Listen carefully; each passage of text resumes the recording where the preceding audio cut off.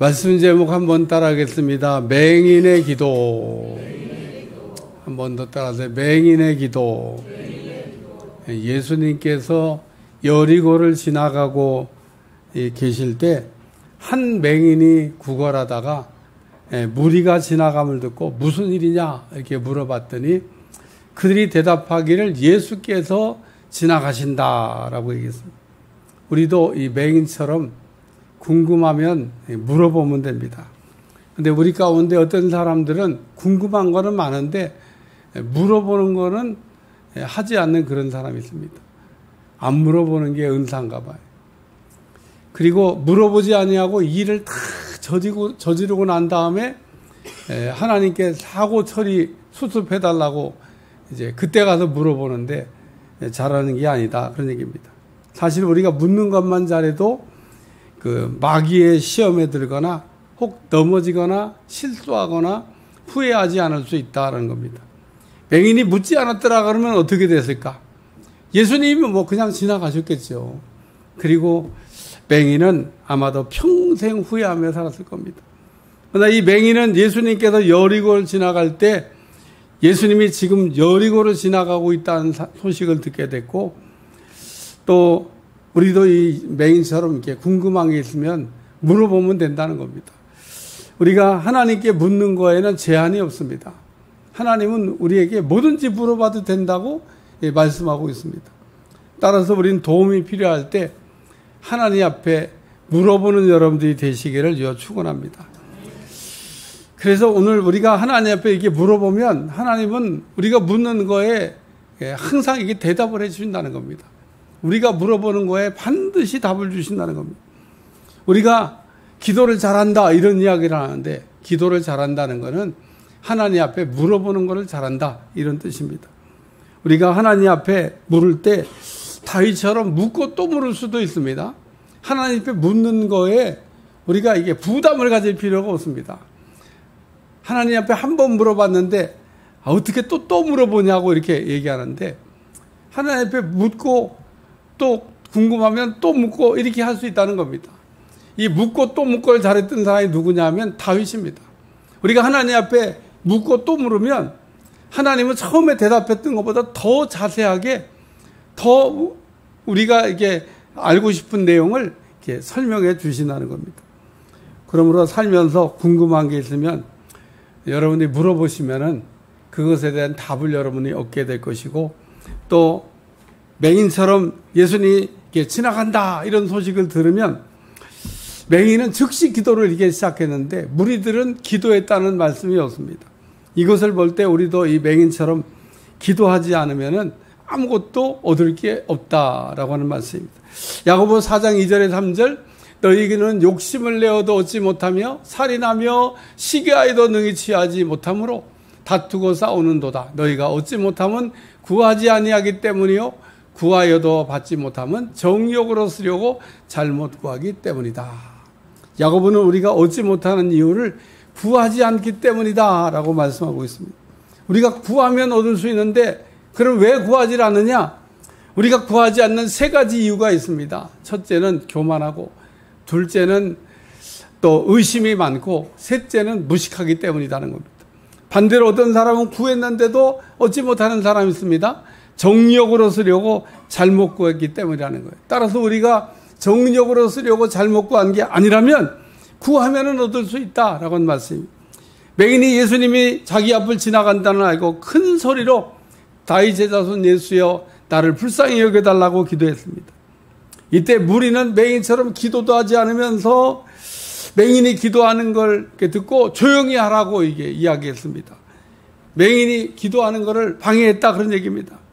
그러나 맹인은 이 맹인이 무리가 기도하지 말라는 말에 더욱 크게 소리 질러가지고 다윗의 자손 예수여 나를 불쌍히 여겨달라고 기도했더니 예수님께서 길을 가시다가 서서 내게로 데려오라 그래가지고 내가 내게 무엇을 하여 주면 좋겠냐 물어봤더니 주여 내가 보길 원하나이다.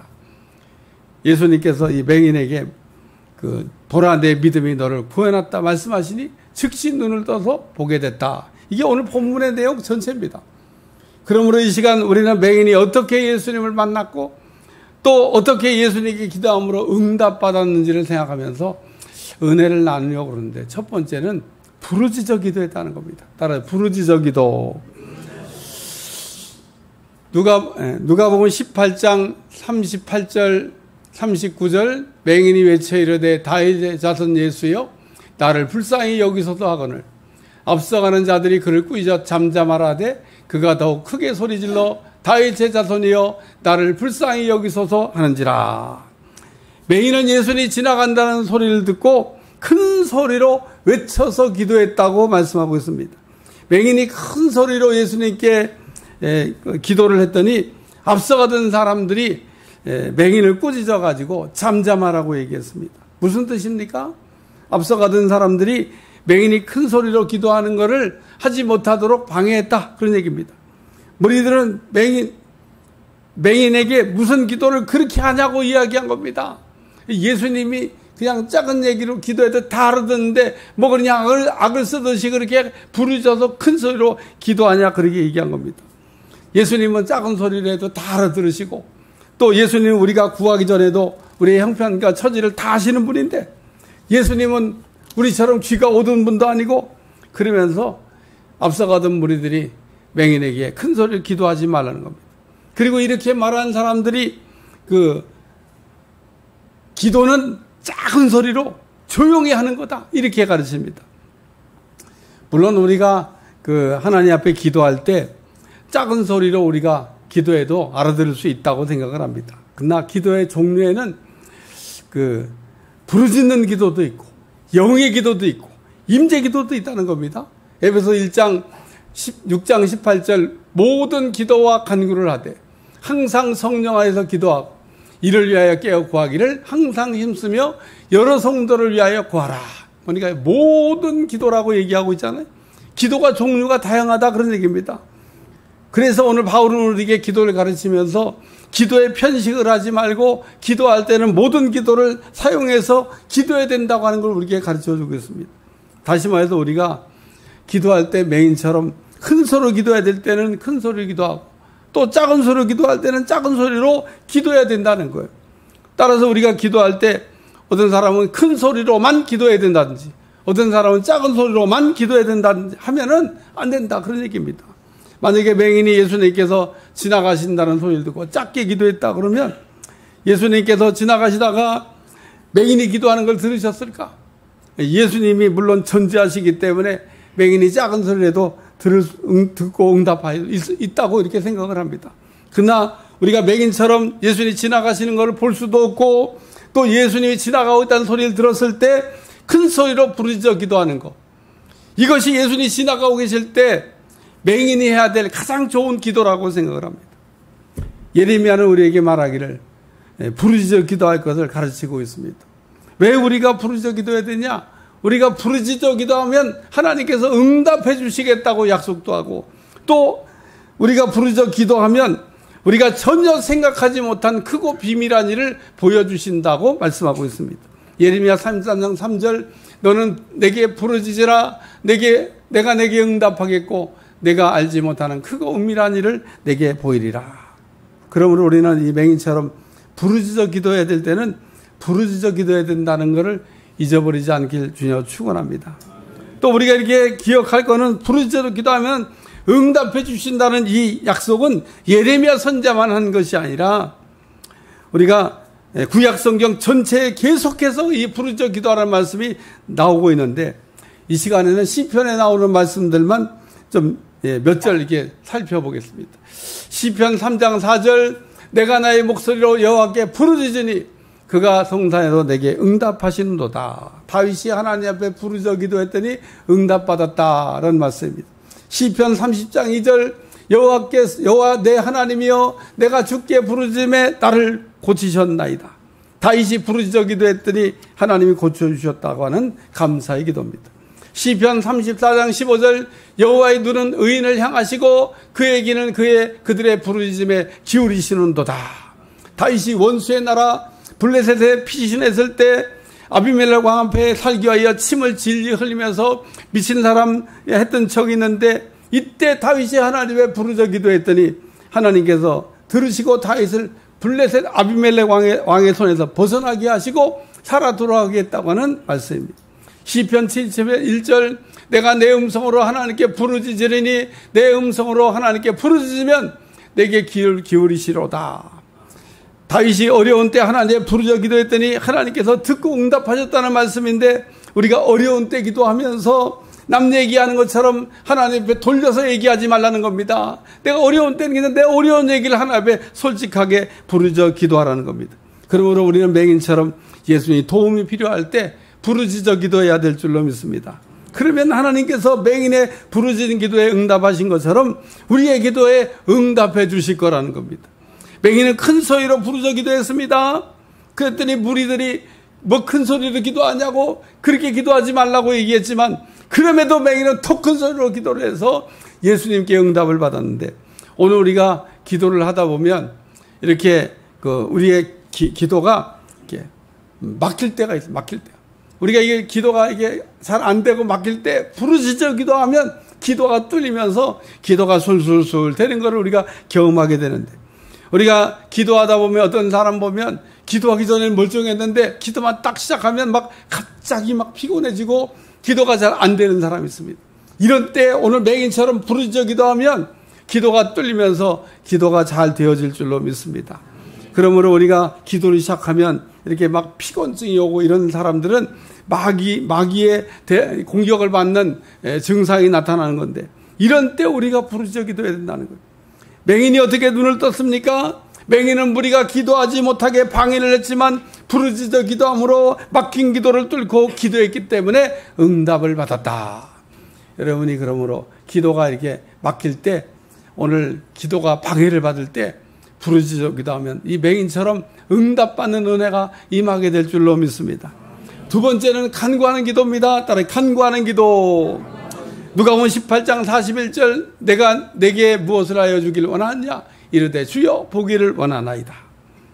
예수님은 맹인의 이 부르짖어 기도했더니 예수님에게 가시는 길을 머물러서 맹인을 데려오라고 명하셨습니다. 그리고 이 맹인에게 묻기를 내게 무엇 하여 주면 좋겠느냐, 내 소원이 뭐냐 이러고 물어봤습니다. 이때 맹인이 대답하기를 주여 보기를 원하나이다 이렇게 이야기했습니다. 앞을 못 보는 맹인이 예수님께 보기를 원한다고 하는 이런 간구는 지극히 상식적인 것처럼 보이지만은 사실 맹인이 예수님께서 내게 무엇을 하여 주길 원하냐 그럴 때 기도 제목이 얼마나 많이 있었겠어요. 예수님 부자 되고 싶어요. 예수님 장가 가고 싶어요. 예수님 원수 갚아주세요. 예수님 오래 살게 해주세요. 그런데 맹인이 그 중에서 가장 좋은 기도, 주여 보길 원하나이다 이렇게 기도했다는 겁니다. 열왕기상 상장에도 보면 하나님은 솔로몬에게 나타나고 내가 내게 무엇을 줄고 너는 내게 구하라. 이때 솔로몬이 하나님 앞에 구할 게 많이 있었지만은 가장 좋은 걸 기도했더니 하나님께서 솔로몬의 간구에 감동하시고 구하지 않은 것까지 주셨다라고 말씀하고 있습니다. 마태복음 6장 33절 너희는 먼저 그의 나라와 그 일을 구하라. 그리하면 이 모든 것을 너에게 더하여 주시리라. 그러므로 우리는 기도만 잘해도 하나님께 구하지 않은 것까지 보너스 응답을 얻을 수 있다고 하는 그런 말씀입니다. 따라서 우리는 하나님이 내 소원이 뭐냐 이렇게 물어보실 때 맹인처럼 좋은 기도 제목을 가지고 있기를 주여 축원합니다. 맹인은 예수님이 내게 무엇을 하면 주겠냐고 내 소원이 뭐냐고 그럴 때 주여 보기를 원하나이다 그랬는데, 이 기도 제목은 크게 두 가지로 생각을 할 수 있습니다. 첫째는 시력의 회복입니다.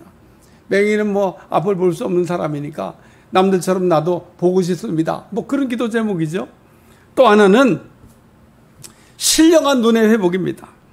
요한복음 9장에 예수님은 나면서부터 맹인된 사람을 낫게 하신 사건이 나오는데, 이때 그 예수님의 치유 사역을 의심하는 바리새인들에게 주신 말씀이 나옵니다. 요한복음 9장 39절 예수께서 이르시되 내가 심판하러 이 세상에 왔으니 보지 못하는 자들은 보게 하고 보는 자들은 맹인이 되게 하려 함이라 하시니라. 거기에 바리새인들이 듣고 있다가 그럼 우리가 그냥 그럼 맹인이란 얘기야? 그러고 얘기합니다. 그러니까 예수님이 우리가 맹인이야 그런 얘기를 들으면서 너희가 맹인 되었더라면 죄가 없으려니와 본다고 하니 너희 죄가 그대로 있다는 말씀하셨습니다. 무슨 뜻입니까? 바리새인은 맹인과 달리 볼 수 있는 사람들입니다. 반대로 맹인은 볼 수 없는 사람입니다. 그런데 맹인과 달리 볼 수 있었던 바리새인들이 예수님을 보면서도 믿지를 않았고, 맹인은 볼 수 없는데도 보이지 않는 예수님을 우리가 보는 것처럼 믿었다, 그런 얘기입니다. 그러므로 예수님 보고도 믿지 않는 바리새인들에게 너희가 맹인이 되었다면 죄가 없었으려니와 너희가 지금 본다고 하니까 너희 죄가 그대로 있다고 말씀하신 겁니다. 다시 말해서 맹인은 보지 않고도 믿는 믿음을 가지고 있는데 바리새인들 너희는 어떻게 보고도 믿지 못하겠다고 하니까 죄인이다, 그런 얘기입니다. 우리는 맹인이기 때문에 보지 못하는 것도 아니고 바리새인처럼 눈 뜨고 있다고 보는 것도 아닙니다. 다시 한번, 우리가 맹인이기 때문에 보지 못하는 것도 아니고 바리새인처럼 눈 뜨고 있다고 보는 것도 아니다, 그런 얘기입니다. 우리는 야곱이나 아이야 선자처럼 신령한 눈을 사모하고 신령한 눈을 갖는 여러분들이 되시기를 주여 축원합니다.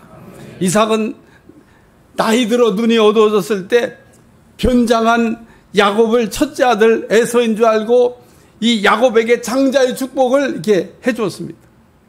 근데 이 야곱은 노년에 이삭처럼 눈이 어두워가지고 어두워졌지만은 영적인 눈은 신령한 눈을 가지고 있었다는 겁니다. 요셉이 아버지에게 두 아들을 축복 기도 받게 하려고 데리고 나왔는데 아버지가 눈이 어두워서 잘 이렇게 어떤 아들인지 못 알아보니까 아버지가 안수하기 좋게 첫째 아들은 오른쪽에 또 둘째 아들 에브라임이 왼쪽에 이렇게 앞에다가 앉혀놓은 겁니다.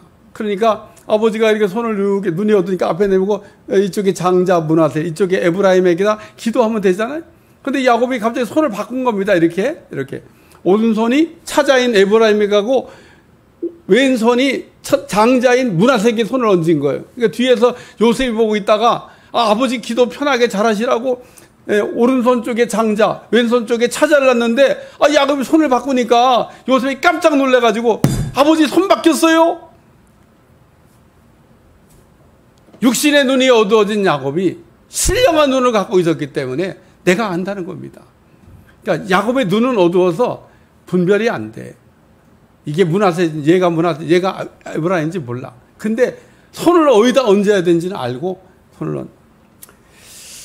북이스라엘의 아이야 선자도 마찬가지입니다. 아이야 선자도 옷을 12조각으로 찢어가지고 10조각을 여로보암에 주면서 너는 북이스라엘의 왕이 될 거라고 예언했던 선지자입니다. 그런데 이 아이야 선자가 이제 노년에 나이 들어 육신의 눈이 어두워갖고 앞을 볼 수 없을 때 여로보암 왕의 아들이 이제 병 들어가지고 죽어가고 있었습니다. 이때 여로보암이 그 아내 이세벨에게 변장하고 가가지고 우리 아들이 어떻게 될지 물어보고 오라고 합니다. 그래서 이 여로보암의 아내가 이렇게 천한 사람처럼 이렇게 변장을 하고, 왜? 아이야 선자가 눈이 어두워갖고 지금 사람을 알아보지 못하니까. 그래서 변장하고 가가지고 아들을 물으러 갔는데 아이야 선자가 신령한 눈을 갖고 있었기 때문에 네가 왜 변장하고 와가지고 내게 물어보냐 그러면서 네 아들은 죽게 될 거라고 예언합니다. 그러므로 우리는 예수님께서 맹인에게 내게 무엇하여 주길 원하냐, 때 맹인이 주여 보기를 원한다고 했던 것은 단순한 시력 회복을 넘어서 예수님을 볼 수 있는 신령한 눈을 갖게 해달라고 하는 기도라는 겁니다. 우리도 맹인처럼 예수님을 볼 수 있는 신령한 눈을 회복하시기를 주여 축원합니다. 세 번째는 따라 믿음으로 기도. 누가복음 18장 42절 43절 예수께서 그에게 이르시되 보라 내 믿음이 너를 구원하였느니라 하시매 곧 보게 되어 하나님께 영광을 돌리며 예수를 따르니 백성이 다 이를 보고 하나님을 찬양하니라. 예수님께서 맹인의 눈을 고쳐주시면서 하셨던 말씀이죠. 예수님은 맹인에게 보라 내 믿음이 너를 구원하였느니라. 맹인의 눈을 고친 것은 맹인의 가지고 있는 믿음 때문이라고 말씀한 겁니다. 그러므로 우리도 구원받으려면 맹인처럼 믿으면 될 줄로 믿습니다. 우리가 맹인처럼 믿지 않으면 구원을 받을 수가 없다, 그런 얘기입니다. 따라서 우리는 기도할 때 믿음으로 기도하셔야 돼요. 야고보 1장 6절 7절 오직 믿음으로 구하고 조금 더 의심하지 말라. 의심하는 자는 마치 바람에 밀려 요동하는 바다 물결 같으니 이런 사람은 무엇인지 주께 얻기를 생각하지 말라. 맹인이 나은 거는 맹인은 예수님께서 자신을 낫게 하실 것이라고 하는 믿음이 있었다는 겁니다. 예수님은 치유 사역을 하시면서 늘 물어보셨던 질문이 있습니다. 네가 나을 줄로 믿느냐? 이렇게 물어보십니다. 아니, 낫고 싶어서 지금 나왔는데, 낫고 싶어 나온 사람한테 네가 나을 줄로 믿느냐? 이런 질문을 물어보세요. 그러면은 다 낫고 싶다고 그러죠. 나으면은 뭐 좋지요. 이렇게 대답하는 사람이 있겠어요? 예수님은 나올 줄로 믿는다고 그러면, 그럼 내 믿은 대로 될지어다. 이렇게. 네가 낫는다고 믿으면 낫는 거고, 네가 나을지도 몰라. 이러면 안 낫는다. 그런 얘기입니다. 맹인이 눈을 뜬 이유, 예수님은 분명히 믿음이라고 말씀했습니다. 오늘 맹인은 우리가 아는 대로 볼 수 없는 사람입니다.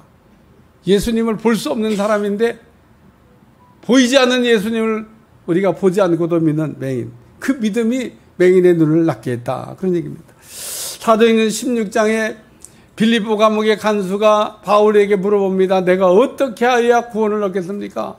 바울이 대답합니다. 주 예수를 믿으라. 그리하면 너와 내 집이 구원함을 얻으리라. 그러므로 우리가 맹인처럼 구원을 얻고 싶다면 누구든지 예수님이 그리스도가 되신다는 걸 믿고 예수님이 구원자가 되시는 걸 믿으면 구원을 얻게 될 줄로 믿습니다. 맹인이 볼 수 있게 된 거, 예수님이 자신을 낫게 하신다는 믿음 때문이라는 겁니다. 맹인이 볼 수 있게 된 거, 예수님을 보지 않고 믿는 믿음을 가지고 있었기 때문이다. 그런 얘기입니다. 성경에 보면 그렇기 때문에 예수님을 통해 구원받은 사람들을 보면 다양합니다. 어떤 사람은 예수님 뒤로 와가지고 옷만 만져도 구원을 받겠다. 그래가지고 예수님 뒤로 와서 살짝 옷을 만졌는데 12회나 혈루증으로 고생하던 병이 치유됐고, 백부장 같은 사람은 예수님께 와서 말씀만 해주시면 낫겠다고 했는데 가라 내 믿은 대로 될지어다 했더니 그 순간에 하인의 병이 나았고, 맹인은 예수님께서 눈을 뜨게 해주실 거라고 믿었는데 맹인의 눈이 떠지게 된 줄로 믿습니다. 그러므로 우리가 맹인처럼 예수님이 그리스도 구원자가 된다고 하는 걸 여러분 믿으면 여러분에게도 구원의 역사가 일어나게 될 줄로 믿습니다.